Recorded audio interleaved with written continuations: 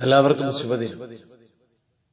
ഓരോ സാഹചര്യത്തിൽ ഉണ്ടാകുന്ന ദുഃഖങ്ങൾക്ക് പരിഹാരം കണ്ടെത്താൻ എന്താണ് നാം ചെയ്യേണ്ടത്?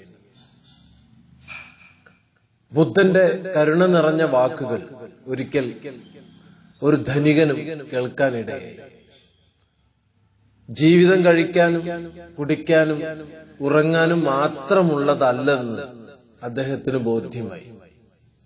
അന്ന് തന്നെ തന്റെ സർവ്വസമ്പാദ്യങ്ങളും ഉപേക്ഷിച്ച് അദ്ദേഹം ബുദ്ധ മാർഗം സ്വീകരിച്ചു. അങ്ങനെ ധനികൻ ഒരു ബുദ്ധ സന്യാസിയായി.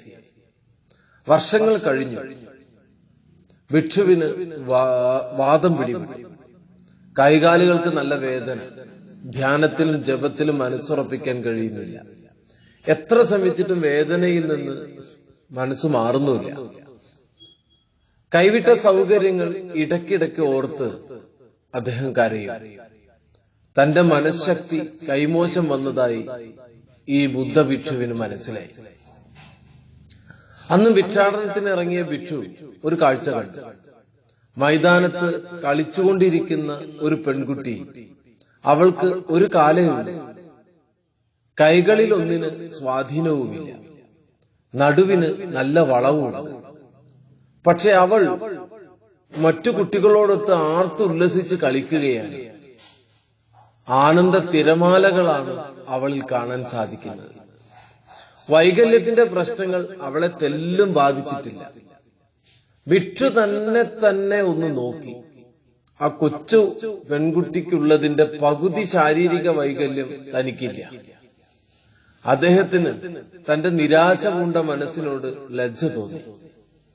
ഞാൻ ബുദ്ധാനുയായിയാണ്. ഈ നിസ്സാര വേദന എന്നെ ഒരു നിരാശമാക്കാൻ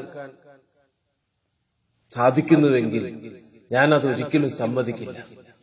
തന്റെ ദുഃഖം കുടഞ്ഞെറിഞ്ഞ് പുതിയ മനുഷ്യനായി ഭിക്ഷു തിരിച്ചു നടക്കുകയായിരുന്നു. ബാഹ്യ സാഹചര്യങ്ങളോടുള്ള നമ്മുടെ മനസ്സിന്റെ പ്രതികരണമാണ് സന്തോഷവും സന്താപവും. ഒരേ സാഹചര്യത്തിൽ പല വ്യക്തികൾ പല വിധം പെരുമാറും. കാരണം മനസ്സാണ്. നമ്മുടെ മനസ്സാണ് സന്തോഷവും സന്താപവും ഉണ്ടാക്കുന്നത്, സാഹചര്യമേ അല്ല. മനസ്സിനെ നന്നായി പ്രതികരിക്കാൻ പഠിപ്പിക്കുക. അപ്പോ ദുഃഖം നമ്മെ തളർത്തില്ല, ഒരിക്കലും തളർത്തില്ല. എല്ലാവർക്കും ശുഭദിനം നേരുന്നു. നന്മയുടെ ദിവസമാകട്ടെ എന്ന് പ്രാർത്ഥിക്കുന്നു.